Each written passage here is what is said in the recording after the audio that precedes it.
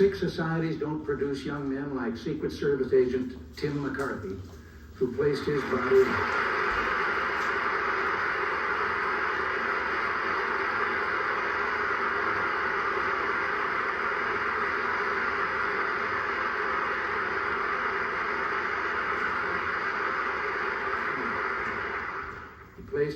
between mine and men with a gun simply because he felt that's what his duty called for him to do. Sick societies don't produce dedicated police officers like Tom Delahanty. Sick societies don't make people like us so proud to be Americans and so very proud of our fellow citizens. Then President Ronald Reagan, less than a month after he was shot and nearly killed by a gunman in Washington, D.C. GOP nominee Donald Trump has signaled he will call for unity ahead of his speech at the RNC on Thursday after surviving his own assassination attempt over the weekend. More than a century earlier, then former President Teddy Roosevelt, who was shot while campaigning to retake the White House, cooled down his rhetoric in a hard-fought campaign after the attempt on his life.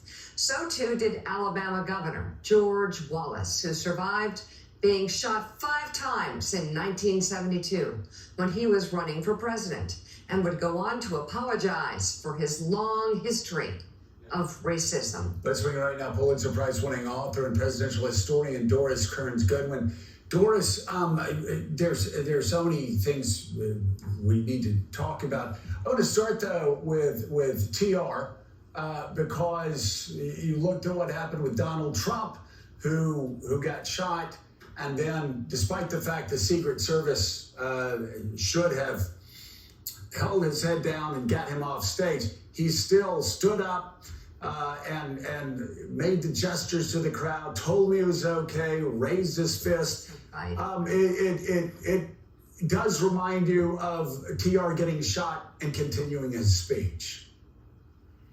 You're absolutely right, Joe. It does. I mean, what happened to TR was he was shot standing up in a car right outside the hotel on his way to deliver a speech, right in the chest, point blank. He was shot. And they insisted, the doctors, that he go to the hospital. He said, no, I'm going to give the speech. So he goes to give the speech. He stands on that stage with the bullet in his chest. 64 minutes. He's 84 minutes he speaks in that speech. They come up to the stage several times. You've got to get off. Your breath is going. He said, no, I have to finish. He finally finishes the speech. And the thing they realized was, they only realized he hadn't been killed because his speech was so thick, it was in his pocket, and his spectacles were there, that it didn't deflect into his heart.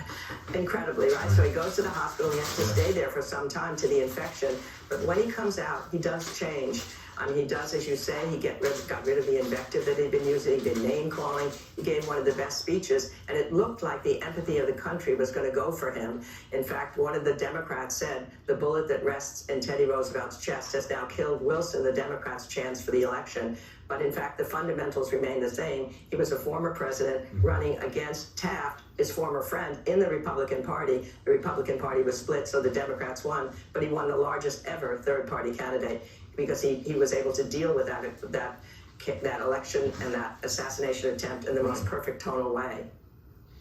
Well, every biographer of Republican Ronald Reagan seemed to also talk about how he changed after he got shot.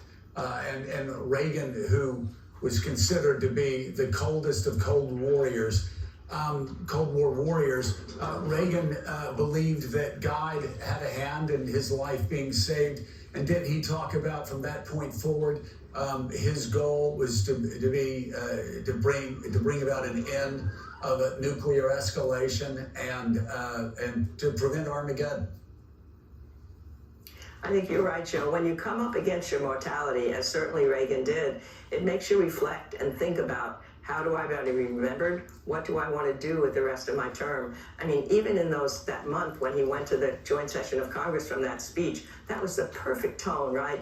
For him to believe in the optimism of America, to talk about this as not a sick society. How can it be when all these people have done such heroic things? And then what he did was to introduce his his legislative package, his tax bill, which had not been going very well before the assassination attempt. But now there was such an overwhelming approval for him. It went up to 68% after that assassination attack, higher than it would ever go. And he was able to get that bill through the Congress. So he was able to move forward, which I think is what the country wanted. And then, as you say, later on, move forward much more on his international beliefs. We've talked about positive outcomes from these tragic events. Let's talk about also negative outcomes. I still am of very strong belief, and you obviously you lived this too close and too personally. But it was a very strong belief that America never recovered from what happened on November 22nd, 1963. You talk about two Americas. That is a dividing line, unlike hardly in others. And I don't know that the Democratic Party ever really recovered from June 6, 1968, the assassination of Bobby Kennedy. What are your thoughts? Well, what you realize in the 1960s, where I've just been living again in my mind in terms of my new book, you were numbed almost. You had John Kennedy's assassination, you had Martin Luther King's assassination, you had Bobby Kennedy's assassination, Malcolm X. It was a period of time when so much was falling upon each other.